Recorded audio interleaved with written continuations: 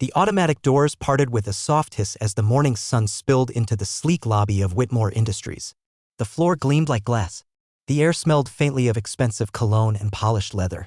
He stepped inside. Darnell, an elderly black man wearing a neatly pressed janitor's uniform, a navy cap low over his brow, and a mop bucket rolling quietly behind him. His face held calm dignity, eyes sharp yet patient, framed by a salt and pepper beard. He moved with the slow assurance of someone who knew where he was going but didn't mind taking his time. The receptionist barely looked up. In the gleaming elevator bay, two young white interns whispered as he passed. "Didn't know we outsourced janitors now. Looks like someone's grandfather got lost on his way to the community center." Darnell heard them, but his eyes remained forward. He didn't flinch, just gripped the mop a little tighter. He stepped into the main office floor, open layout, white walls, glass partitions, expensive MacBooks humming softly. The chatter of morning meetings echoed faintly, underscored by the soft click of keyboards. Darnell quietly began cleaning the glass entrance doors, his movements smooth, practiced. A group of employees in suits walked past. One, a senior manager named Eric, paused, watching Darnell with thinly veiled disdain. "Hey," Eric called loudly to no one in particular. "Think the janitor missed orientation. Or maybe he's just lost on his first day." Laughter followed. Someone coughed to hide it.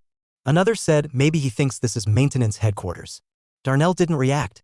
He wiped the door again, methodical, unfazed. But inside, something flickered. Still the same looks. The same tone. Even now. He pushed his cart toward the kitchen area. There, a younger employee, a Latina intern named Marisol, stood making coffee. She looked up, smiled. "Good morning, sir." "Morning," he replied, his voice deep and kind. "New here." "In a way," he said, pausing with the slightest smile. "Just observing for now." She looked confused but nodded politely. Others didn't even greet him. A man in a tailored gray blazer reached past him without a word, grabbing a coffee pod like Darnell was invisible. He returned to cleaning, this time near a conference room where several managers were gathering for a meeting. Through the glass, their laughter was louder now. Darnell's presence seemed to amuse them. "Why do they always shuffle around like ghosts?" one said. "It's like they all have the same face," another chuckled. "Bet he couldn't spell CEO if you spotted him the C and the E dot." The words pierced, but Darnell's face remained steady. His eyes scanned the room, not with hurt, but with memory. This wasn't the first time. It wouldn't be the last. His internal voice came softly, almost like prayer. "They see the uniform. Not the man. They see skin. Not soul. But that's fine, they'll see soon enough." He moved toward the hallway lined with employee photos, Team Excellence written in bold letters above smiling faces. No janitors. No cleaners. Just white collars. Mostly white faces. He stopped in front of one photo. His eyes lingered, not on the face, but on the empty frame next to it. It was labeled, Founder, Visionary Leader, with no picture. Just a brass plate. Footsteps approached behind him. "Hey, you're not supposed to be in that hall," a woman's voice called out. It was Sophie, HR assistant. "That's not a public area for staff. Please stick to maintenance zones." Darnell turned slowly. "I see," he said softly. "Thank you for reminding me." He wheeled the cart away, the sound of rubber wheels humming under the cold fluorescent lights. But before turning the corner, he cast one last glance at the blank Founder's plaque, the name that used to belong to him. Then he disappeared down the corridor like a shadow they never noticed, but one that always returns. The office buzzed with its usual rhythm, keyboards clicking, phones ringing, coffee machines hissing. A daily ballet of deadlines and distractions. No one paid much attention to the janitor quietly moving from hallway to hallway. But he was watching. Darnell wasn't just mopping floors, he was reading people. He noticed the way voices dipped when he passed, the forced smiles, the averted eyes. Worse were those who didn't hide it. Behind a glass conference room on the second floor, the sales team was gathered around a table. Laughter echoed from inside, casual, careless. Eric, the senior manager with the slicked-back hair and loud voice, leaned back in his chair with a grin. "So get this, the guy actually walked into the server room like he owned the place." "What, thought it was a kitchen?" someone quipped. "Nah, he probably thought it was the back door to the soup kitchen," another laughed. More laughter. Loud. Easy. Lena, one of the only women in the room, looked away toward the window, her smile gone. Outside the glass wall, Darnell was quietly cleaning the surface. He heard every word, but his face didn't change. Not even a twitch. His hands moved in practiced strokes, slow and controlled. But inside? A familiar ache. A familiar silence. They always assume. Always laugh before they listen. In the hallway, a young employee passed by with headphones on, blasting rap music loud enough for everyone to hear. He paused, smirking at Darnell. "Hey, big man, you vibin' with this? You look like you know your beats." Maybe he was a dancer in his day, another added. Swapped his boombox for a broom. Darnell turned. His voice was calm. Everyone has a journey, he said. Yeah? Yours stop at Janitor, the first one sneered, chuckling as they walked away. During lunch, Darnell took a seat alone by the window, a quiet corner most people avoided. He unscrewed his old thermos and poured tea into the lid. The clinking of forks and laughter from the other tables filled the room. People walked past him as if he were part of the furniture. Behind him, the snickering continued. You see how carefully he wipes down the counters? Maybe he thinks he's up for a promotion. Yeah, to head of mops and buckets, someone chuckled. Just then, Marisol, the Latina intern from earlier, approached with a small Tupperware container. Hi. I brought too much today. Would you like some? It's rice and beans homemade. Darnell looked up, surprised. A rare warmth lit his face. Thank you. That's very kind. She sat next to him. Around the room, eyes turned. People whispered. Confused. Disapproving. As Eric passed by, he glanced at them, scoffed, and said loud enough to hear. What is this, Diversity Day lunch special? Marisol turned sharply, not backing down. Or maybe it's just called respect. Eric raised his brows, clearly not expecting that, and walked away without another word. Later that afternoon, Darnell returned to his rounds. In the corridor outside logistics, he encountered a tall white man in a designer suit and a Rolex, the department head. You're new, right? The man asked. Yes, sir. Just stay away from my office. Last time, one of you almost spilled bleach near my quarterly reports. I'm always careful. That's not a guarantee. We run things clean here. Not like the streets. The message was clear. Coded, but not subtle. Darnell nodded, his voice even. Understood. But in his eyes, a quiet fire. Same language, different day. One of you. Still saying it even in 2025. As the office emptied in the evening, Darnell stood by the top floor window. The city glowed beneath him, gold and glass, sharp and cold. He reached into his pocket and pulled out an old business card. Slightly worn. Black print on ivory stock. Darnell Whitmore, founder and CEO. He stared at it for a long time, as if measuring who he was against who they thought he was. Then he tucked it away. Not angry. Just waiting. Let them show who they are. Let them reveal themselves. He turned and walked down the corridor, slow, calm, and unseen. The next morning began the same way. Lights flicked on. Doors hissed open. Coffee steamed. But for Darnell, everything had changed, not in the world around him, but in how clearly he now saw it. He wasn't cleaning anymore. He was documenting. Listening. Testing. He walked silently past rows of open-plan desks, pushing his cart slowly. Around him, laughter, greetings, the occasional fake good morning muttered without eye contact. He paused by a recycling bin where someone had tossed a half-full coffee cup. He picked it up, placed it properly, then looked up. A team of junior staff sat nearby, 4 white employees in branded hoodies and sneakers huddled over screens. You see the new janitor? One of them whispered. Yeah. Man's got that slow shuffle. Like he's been mopping since the 80s. Bet he gets paid more than us. Privilege, right? One joked. Black privilege? Another snorted. Laughter followed.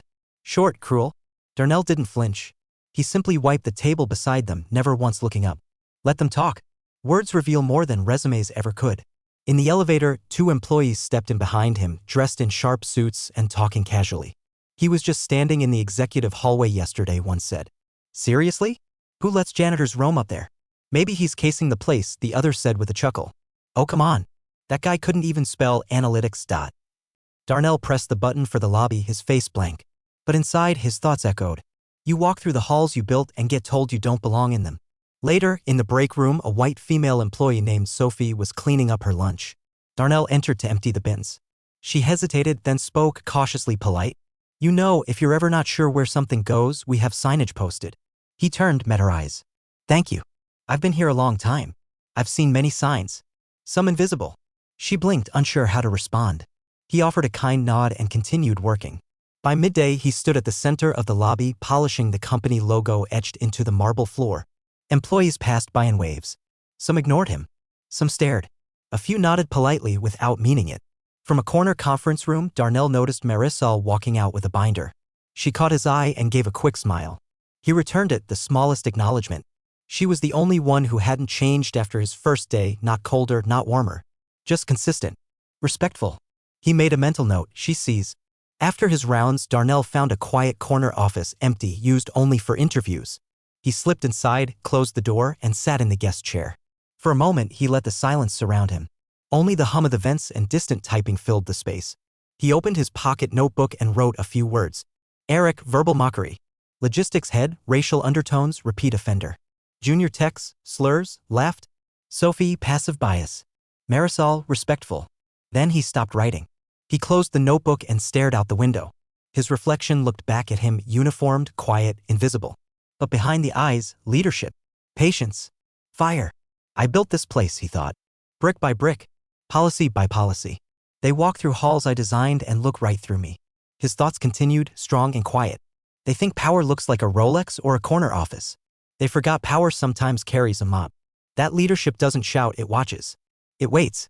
He stood, walked back to the door, paused. His hand rested on the doorknob. Tomorrow, he whispered aloud, just for himself. They'll see who I really am. He stepped into the hallway again, back into his role, his disguise still perfectly in place. The room was packed.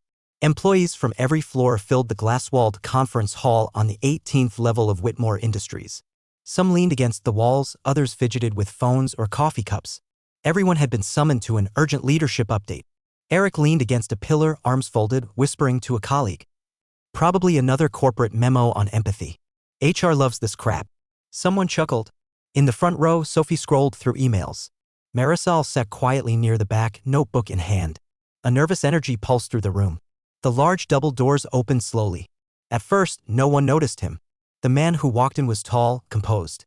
He wore a tailored charcoal gray suit, a crisp white shirt, and polished dress shoes. He walked slowly, calmly, like a man used to being watched and underestimated. It was Darnell, but not the Darnell they thought they knew. Gone was the janitor's uniform. Gone was the quiet, background presence. Now he stood like he belonged, no, like he owned the room. Whispers rippled through the crowd. Wait, is that the janitor? What is he doing up there? Darnell stepped onto the small stage and walked to the podium. He looked across the room, face still, eyes sharp. Silence fell like a curtain. He adjusted the microphone. Good afternoon, he said, voice low, firm. Some of you know me as the janitor who started earlier this week. Some of you didn't notice me at all. But all of you showed me something. He paused. My name is Darnell Whitmore, and I am the founder and CEO of this company. A stunned silence. Mouths hung open. Eyes widened. Eric's smirk vanished. Sophie's phone slipped from her hand. Someone in the back audibly whispered, "No FNG way." Darnell continued, voice steady but with a quiet fire beneath. Before I ever had a title or a boardroom, I had a mop in my hand. I started on the ground floor, literally. And as this company grew, I never forgot where I came from. He took a breath, locking eyes with the audience. But this week, I remembered something else. I remembered what it feels like to be dismissed, laughed at, judged for the color of my skin, for a uniform, for not fitting your idea of success. I watched you. I listened. I saw how easily some of you discard human decency when you think no one of power is watching. The silence deepened. No one dared move. Eric Thompson, he said, turning slightly toward the manager. I heard you joke about soup kitchens and street dancers. Eric's face turned pale. I built this place with dignity in mind, and I will not allow it to be poisoned by arrogance or prejudice. Your employment is terminated. Effective immediately. A gasp moved through the crowd. To the logistics department, I heard slurs. Coded language. That ends today. Mandatory racial bias training will begin next week. Compliance is not optional. He turned toward the exit doors. And for those who showed kindness, integrity, respect, people like Marisol Alvarez, I see you. You remind me why I started this company in the first place. You'll find a letter on your desk by morning. Read it. She blinked, speechless, as those around her turned in shock. Darnell stepped back from the mic. No dramatic pose, no grin, just calm power. Leadership isn't about status. It's about vision. And vision isn't about how high you sit. It's how far you're willing to see. He walked off the stage. As he passed, the same people who had mocked him now parted like water. Some lowered their eyes. Others watched in shame. Marisol stood.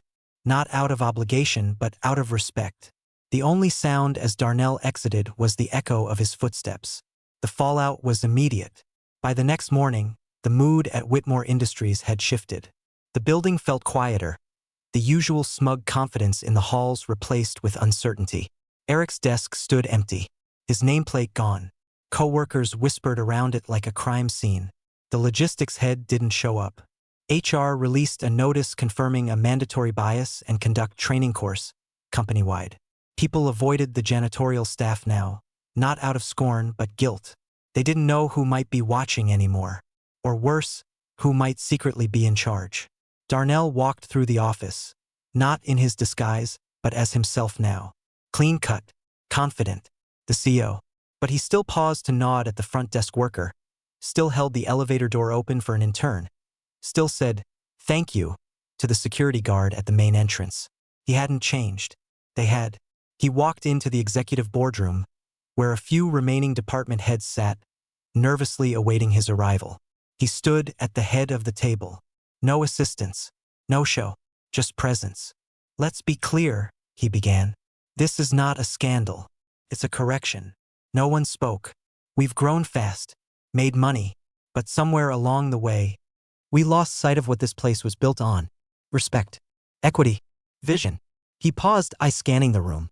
"From this point forward, leadership will no longer be defined solely by results, but by responsibility. You don't just represent a title. You represent this culture. If you can't carry that weight, there's the door." Someone cleared their throat. No one moved. Elsewhere, Marisol sat at her desk, staring at a sleek white envelope with the company seal. Hands trembling, she opened it. Inside, a handwritten note and an offer letter. "Marisol A." In the middle of noise, your voice stood out. "Let's see what you can do when it matters. Darnell Whitmore." Her eyes welled with quiet disbelief. The letter offered her a mentorship track directly under the CEO's office. No probation. Full salary increase. Across the office, a few eyes peeked at her. Jealousy? Perhaps. But deeper than that, confusion. How could kindness hold more value than politics? Later that day, Darnell sat alone in his office, his real office. Sunlight streamed through floor-to-ceiling windows, casting long lines across the hardwood floor. He picked up an old photograph from his desk, a black teenager in a janitor's uniform beside a small building with a cardboard sign that read Whitmore Cleaning Services, EST 1989. He smiled softly. You didn't need a suit to be respected, he thought. But it helps to remind them you own the building they work in. That evening, as employees left, many passed by the founder's portrait now installed in the main lobby. A gold frame understated. Below it, a plaque. Darnell Whitmore. Founder, CEO, leader. Power is quiet when it knows who it is. Some employees stopped to read it. Some walked faster, eyes low. But one man, a janitor on the night shift, stood in front of it silently for a long time. Then he smiled, gave a small nod, and went back to work. Scene 6, Moral Closure and Legacy. 4,000. Scene 6, Moral Closure and Legacy. A week passed. The office had quieted. The jokes were fewer. The arrogance subdued. Not by fear, but by awareness. People talked less, listened more. Posters now adorned the halls. Diversity is not a checkbox, it's a culture. Below it, the new company mission. Character first. Always. At the bottom of each flyer, in small bold print. DW. Darnell stood on the rooftop terrace, alone. The wind brushed gently against his suit jacket. Below him, the city pulsed, indifferent and endless. He looked down at the street corner where, years ago, he handed out flyers for his first cleaning business. Rain. Cold. No one looked him in the eye back then. But now they watched. Behind him, Marisol stepped onto the roof. She hesitated. You wanted to see me? Darnell turned, smiled warmly. Yes. Walk with me. They strolled along the edge, the city sprawling beneath them. You're wondering why you? A little. Because you didn't pretend. You didn't act kind for credit. You didn't look at a uniform and see a stereotype. You just saw a person. She lowered her gaze, voice soft. That's how I was raised. He nodded. Then you were raised right. They paused by the railing. The late afternoon light softened the skyline. One day, Darnell said, they won't be shocked when someone who looks like me owns the building. They won't whisper when a janitor speaks with authority. One day. He turned to her. But until then, we keep walking in like we belong because we do. She smiled, eyes glinting with something new, purpose. What happens next? She asked. Darnell looked out again, quiet. Now we rebuild. Int. Main lobby, night. The camera pans across the lobby. Workers are gone. Lights dimmed.